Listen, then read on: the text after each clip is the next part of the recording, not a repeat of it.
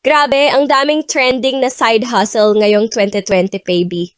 Pag nag-scroll ka sa TikTok, ang daming lumalabas, lalo na yung selling digital products. Tapos papakita nila yung kinita nila, hundreds of thousands daw, just by selling these products. Pero teka, himayin natin ano ba talaga tong digital products. Ito yung mga products na hindi physical, kumbaga online lang siya. Pwede itong online courses, Canva templates, planners, trackers, digital artworks. Kikita ka dito by selling, ibebenta mo yung digital product mo online.